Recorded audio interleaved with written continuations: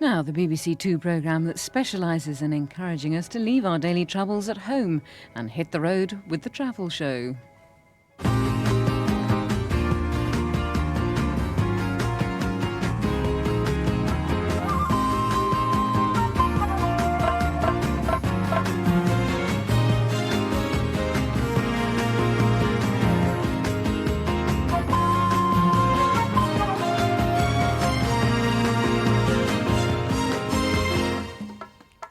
Hello. In a week when Londoners have been basking in the sun and here in Manchester we've been dodging the lightning, we tear ourselves away from talking about the weather and join the global rat race escaping the city for the summer.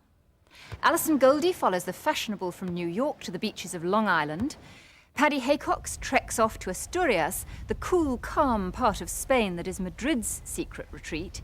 And comedian Arthur Smith strolls around London in search of a decent fix of caffeine. New York may be one of the most glamorous cities in the world, but in the summer months, the suffocating heat drives everybody out of the office and off to the ocean.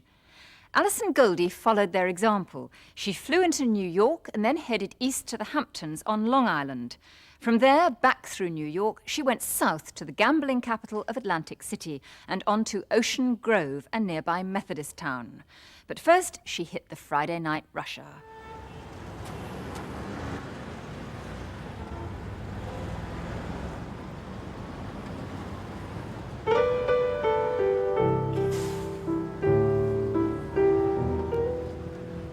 Stifling, sticky, unbearably hot. You can only take so much of New York City in the summer. Whether you work the weekly 9 to 5 here or you're just passing through, you'll kill for a breath of fresh air. On track 7 is the Babylon train, stopping at Wantagh, Seaford, Massapequa, Park, Amityville, Copac, Lyndhurst, Babylon, track 7. This is the Friday afternoon exodus from Manhattan. Every summer weekend, thousands of New Yorkers get the hell out of the city and head east to cool down, calm down, and rest up. The destination, one of the most sought-after summer retreats in America, the Hamptons on Long Island. The train journey takes 2 hours, and they don't mind standing all the way.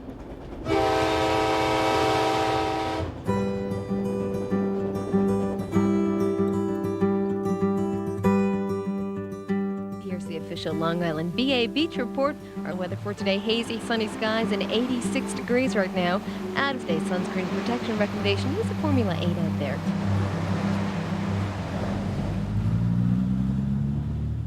The Hamptons are a cluster of ever so smart little towns, 80 miles from New York on the Long Island coast. Known as the Cash Hamptons, this is where Wall Street geckos consider a beach house for the season a sound investment. These beautiful people have paid $20,000 for a summer rental. They reckon it's a price worth sharing to be away from Manhattan. You're confronted by so many people and it's so hot, and you go to your small apartment in the city and you get on the subway and you're surrounded by tons of other people and you're sweating on your way to work. And I go to work in a building at an investment bank and I'm there all day, and on Fridays, as soon as that 5:30 bell rings, come out here and it's just beautiful and peaceful, and it's a little bit cooler and everyone's easygoing and it's just a lot of fun. The migration to the Hamptons is part of the American social season. This clipped hedge enclave has become the favourite haunt of America's glitterati. Steven Spielberg, Calvin Klein, Kim Basinger and Lauren Bacall all have summer pads here. You're unlikely to see them unless you can blag your way onto the party circuit, but it's glaringly obvious that people around here are filthy rich. If it's a touch too sunny, honey, just dial for some extra shade. The local garden centre has fully grown trees to go. This is a dawn redwood and it's 65 feet tall, and the root ball is about 15 feet across. And how much is it? It is $22,500. What kind of person could afford that? Well, there's a lot of people out here that can afford it. It's a matter of... Name one. I don't know. There's quite a few.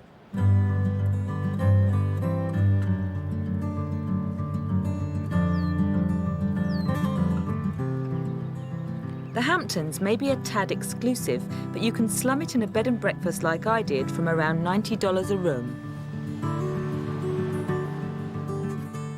This humble form of transport was the only open top I could get. But it wouldn't be practical to take the Porsche everywhere, would it? Attention please, this will be your final boarding announcement. First Airway 3. Hitting the ultra-cool Hamptons isn't every New Yorker's idea of the perfect weekend. Some travel south, to the New Jersey coast.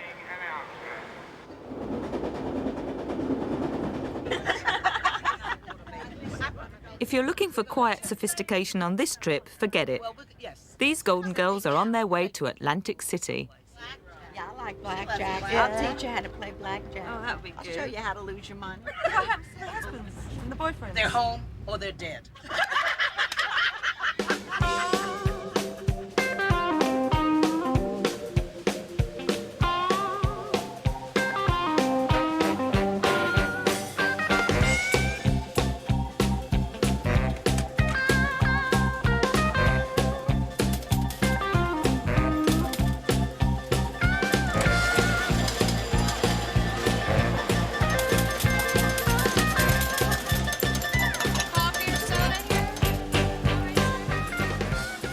3 hours from New York, Atlantic City is the new gambling capital of America. It pulls in 30 million punters a year, more than Las Vegas, twice as many as Disney World. Little over a decade ago, this was a faded, bankrupt seaside resort. Then the bulldozers moved in and the casinos went up. The city's fortunes soared. Today it rakes in a massive $3 billion a year. Amid the greed and the kitsch, there is one monument left to the old Atlantic City. The world's first, longest, most famous boardwalk.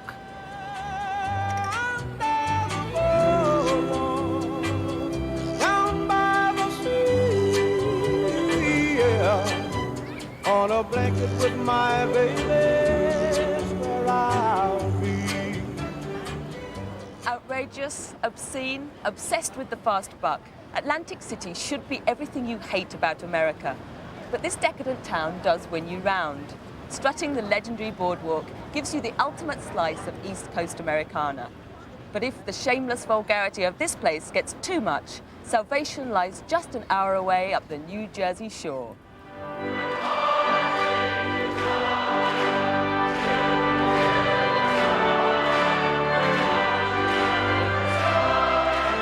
You won't find these people on the gambling floor, and they won't buy you a drink either.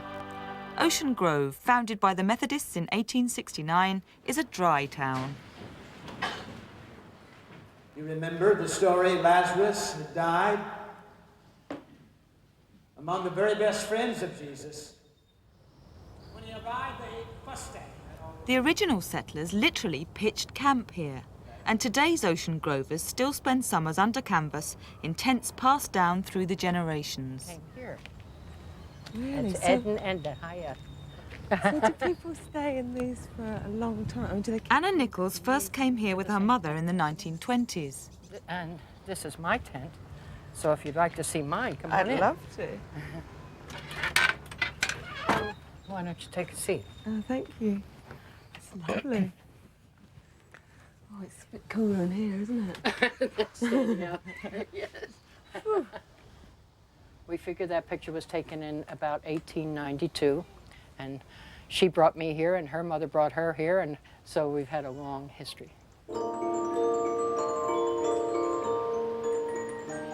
In God's square mile, the Methodists still own all the land, and you're not allowed on the beach before lunchtime on Sundays.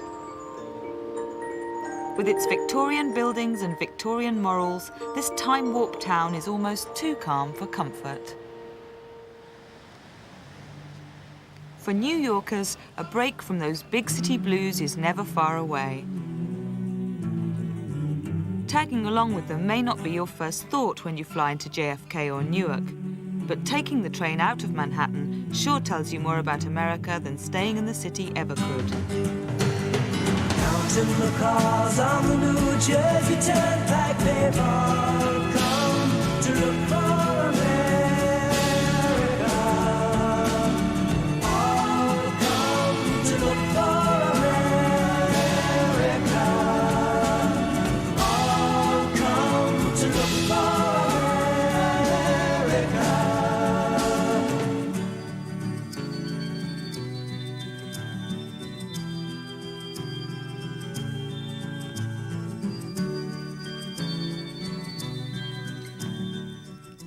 So, whether you're after sun, sin, or salvation, here's the facts.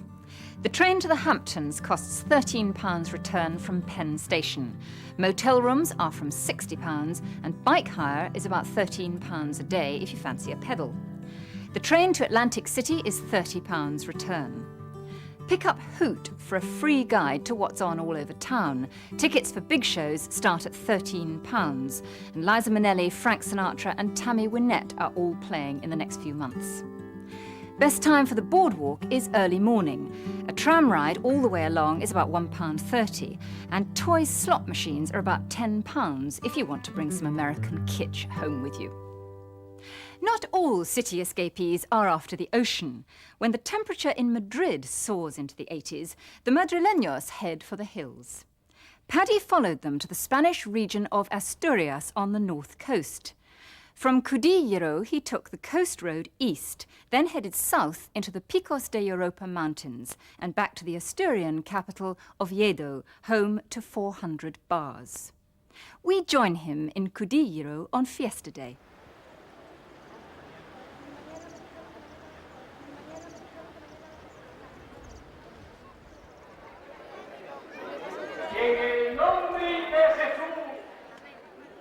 It's the big event of the year in the tiny fishing port of Cudillero. Cesario Marquez is delivering a speech known as La Muravela. From the prow of a fishing boat, he's recounting everything that's happened here in the last year. It's a bit like the Queen's Christmas message, with jokes. It turns out 30 local women all became pregnant in April. No one quite knows why.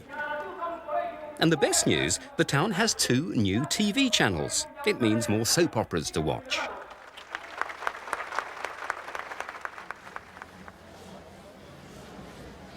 After the speech, another peculiar ritual. The figures of 2 fishermen are blown to pieces. These strange goings-on have been performed here for over 400 years. There's nothing like La Muravela anywhere else in Spain, and it's just one of the things that makes the people of Asturias different. From the moment you set foot here, you realize that you're in a land which is a long way from the Spain most holiday brochures will tell you about. This is not the Costa del Sol. It's the Costa Verde. Spaniards seek out these beaches to escape the searing summer heat of Madrid. The Costa Verde is where you're most likely to find the rain in Spain, even in August. The result is a cooler, quieter, and above all, greener place than the better-known costas. But it's not the beaches you'd come to Asturias for. Far more enticing is the land that lies behind the sea.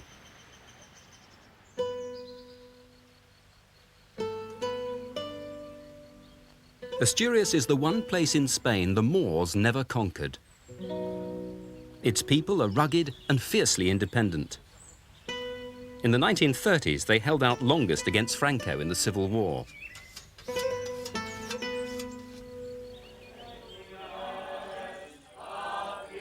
Many headed inland, to a part of Asturias where they knew they'd be safe. It's still pretty remote, about 2 hours' drive from the coast. But today, the place Asturians have always used to shelter from invaders holds a new attraction. It's prime walking country.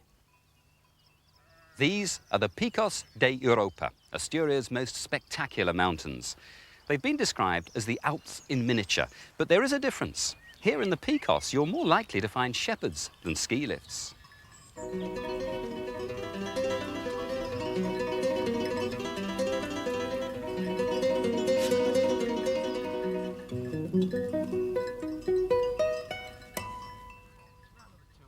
Unlike Europe's more trodden mountain ranges, the Picos remain wild and unspoilt. Adrian Garlick hails from Oldham, of all places. He's been a walking guide here for 9 years. This is one of the shepherds here. Who is he? Yeah, he sells, he'll be asking to sell. Hello, Marcos. What's he selling? He's got cheese. Hola. This Hola. is Cabrales cheese. It's goat cheese, homemade. Is he selling it to the market, or what was he taking it? He sells it to whoever buys it, really. British tourists are only slowly discovering the Picos. The ones who have are impressed. We like the openness of it. It's so remote. You can get off the beaten track, but without actually getting lost. Everything's here, and you've got roads leading in, and then the road stops, and you've got to get on your 2 feet and walk in. And that's what we really like, the walking.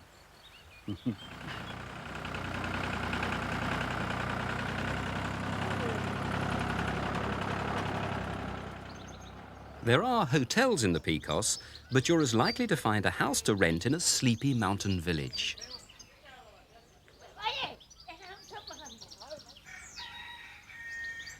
This is Asiego, population just 60. Amazingly, it's got 3 bars. They'll even bring a beer to your doorstep. Hola. Hola, ¿qué tal? ¿Viene usted? Well, as good as. Gracias. Adiós.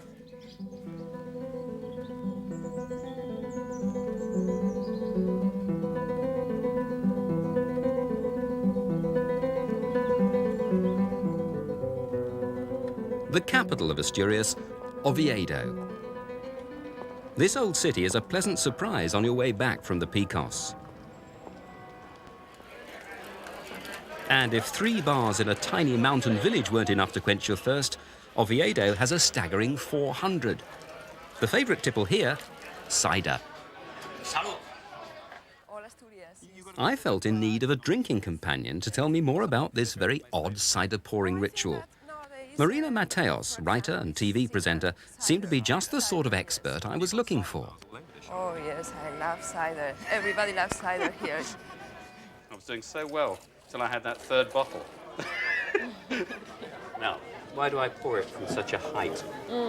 Because they say that the sidra is like sleeping inside the bottle. So you have to wake it up. And that's a way of waking it up. The cider they make here is flat. Adding fizz is vital to the flavour. But the fizz doesn't last long. That's why the measures are small and downed as quickly as possible. Marina was keen to show me the Asturian cuisine all that cider helps to wash down. This looked like just the thing to follow a hard day's walking in the mountains. It's called fabada, a filling casserole of white beans and pork. Is it the most typical dish? Typical dish, yes, of course. This piping hot recipe is served all year round, a reminder that the climate here isn't always sunny. They're lovely. But if Asturias had clear skies every day, its landscape wouldn't be nearly as lush and inviting. And if you get the odd day of rain here, it would be mean to complain. As far as I'm concerned, it's a small price to pay for enjoying this remarkably hospitable and very green part of Spain. Rambling can be a luxury holiday these days, but there's no doubt walking for softies comes at a price. In the Picos de Europa, a 2-week walking holiday where everything is done for you costs about £875 per person. Alternatively, take a car on the ferry to Santander from about £400 return for 2 in high season, and join a walk at roughly £20 each for a day. There are other less well-known walking options in Europe. For about £600 to £700, you could go to the Italian Dolomites for the late summer colours, or the Transylvanian Alps in Romania for completely unspoilt wild countryside. Tonight we can announce 2 winners in our competition. Pauline Shepherd of Marlow in Bucks is off to Rhodes for a week in the sun, and David William of Swansea is off to Tenerife. We have another holiday to give away this week. All you have to do is correctly identify the place that links our 4 clues, and you could win a week there for 2. The number to call is 0891 114455 if you can spot the link between number 1, the post-impressionist painter Van Gogh, number 2, a girl's best friend, number 3, the Ajax football team, and number 4, Anne Frank's diary. When you call, you'll hear another clue. The number again is 0891 114455. Lines are open until midnight on Monday the 8th of August, and the winner will be announced next week. Good luck. For those who are planning an away day to London, comedian and committed Londoner Arthur Smith has put together his pick of the best cuppers in the capital. He breakfasted at the Coffee Trolley in Vauxhall at New Covent Garden Flower Market, went shopping at Old Covent Garden, swapped bon mot at a French tea shop in Soho, swatted up at the V&A in South Kensington, and ended the day at an Italian bar in Soho.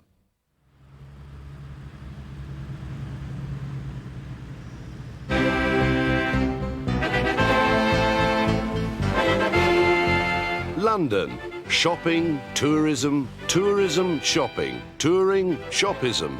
But there's a different way, a groovier way of taking on the capital. It's cheap, it's restful, especially useful if you've got a broken wrist. It's endlessly entertaining, so pull up a chair, grab a cappuccino and join me hanging out in and around the cafes of London. Chin chin.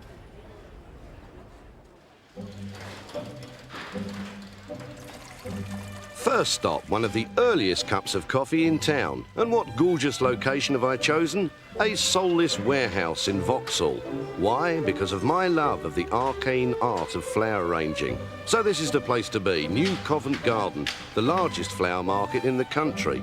The wholesalers here trade away over £80 million worth of flowers a year between them. If you can spell it, they can get it. It is traumatically early, about 6 o'clock in the morning, but I'm actually a latecomer. These blokes working here started work before I went to bed. Still, I've got a cup of coffee, but unfortunately it appears to be made out of lupins. Ugh. Oh, this is a bit more like it. The original home of the flower market is where Eliza Doolittle sold her wares. Now it's a tourist mecca where you can enjoy buskers and marvel at the panoply of glitzy stalls selling... well, I'm not sure what they're selling half the time. I mean, what is that? Bros? A 5-minute walk from Oxford Circus is a place where you can get a decent cup of coffee. Soho is the daytime haunt of actors between voiceovers, advertising executives, dreaming art students. I come here regularly to renew my passport to the media world, and it's the perfect place to settle in and practice my O-level French. Ah, bonjour, mesdemoiselles. Bonjour, ça va? Ça va bien. Could I have un petit gâteau, s'il vous plaît? Oh, mon Dieu, decisions, and it's still so early for me. Some of the cakes have got stories attached to them. Oh, really? Yeah, Like they're what? religieuse. This is meant All these cakes have been freshly baked on the premises. Michelle came to work here as a Saturday girl at the age of 14 and liked it so much she eventually bought it. It was second-hand, mind. It was set up in 1871. And it was a French person who opened it? Yeah, he came over from the Communards in Paris, and they got the French church at the top of the road, Protestant and Catholic, down here, and there was a French shop next door. This was serving the French community, because they were expelled from Paris, 30,000 people, so they set up the patisserie here. Onwards and westwards to South Kensington, land of posh shops and museums, including the Victoria and Albert.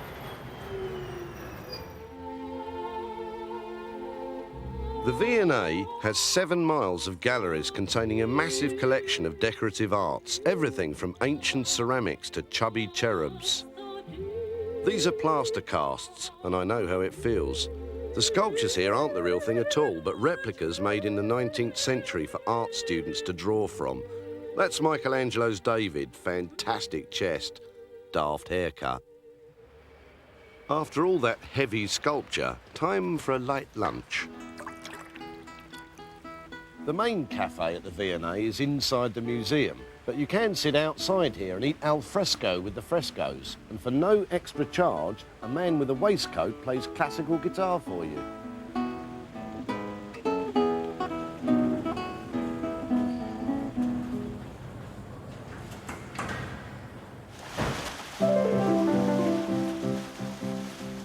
When a man is tired of London, he can always get a boat upriver. Of course, this is the biggest cafe in the whole world. It's got its own baker, Kenneth. It's got its own cook, Robin. And indeed, it's got its own curry, Edwina, which is spicy but rather tasteless. monks have said that when they finally achieve Yeah, that's the headquarters of MI6. Don't tell anyone. the wars between nations, so like us, of course, no doubt Battersea Power Station. Do you remember that album by Pink Floyd? It's crap, isn't it? He was quite witty, that bloke.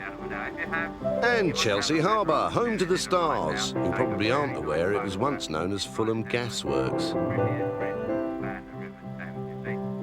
Although you can get tea on the boat, my bladder requested that I decline this time.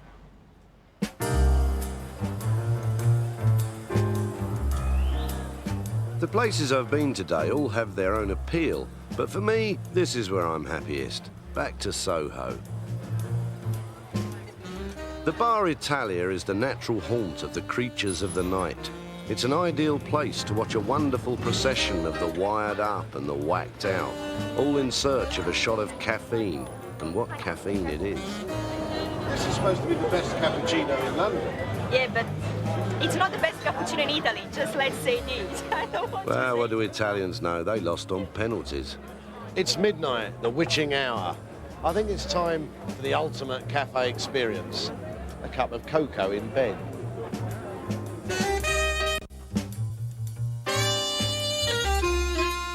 Arthur was somewhat weary by the time he got to the Bar Italia, but you don't have to squeeze everything into one day. At New Covent Garden, car parking is £2 and coffee is 40p. Buy in bulk for best value. This is where to get your wedding flowers. Big bunches start at about £20. And of course you can just browse. At the V&A, culture is free, but donations of £4.50 for adults and £1 for concessions are encouraged. A pot of tea is 95p, and South Kensington is the nearest tube. In Soho, at Maison Berthaud, a café au lait costs £1, and at Bar Italia, cappuccino and espresso are £1.20. It's open all night, and Tottenham Court Road is the nearest tube. Staying on home turf, for those who can get away in the next couple of weeks, here are this week's best British breaks for around £100. Newquay, 3 nights B&B and a couple of surfing lessons thrown in for £99 during August from Newquay Surfing Holidays. Edinburgh, it's festival month, and a 5-day tour with tickets for the tattoo is £99 excluding meals. It's for 18 to 38s only and leaves on the 11th. That's from Top Deck.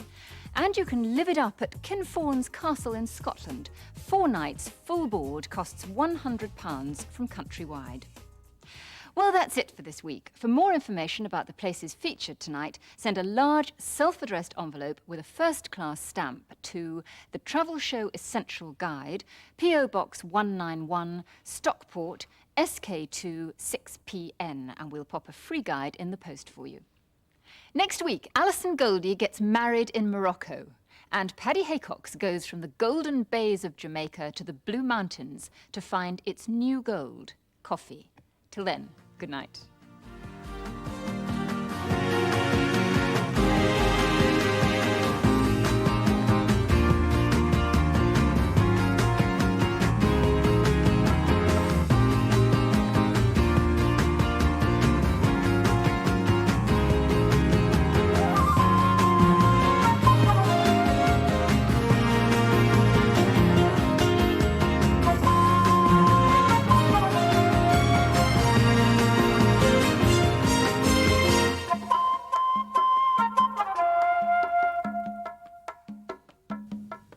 And there's further information on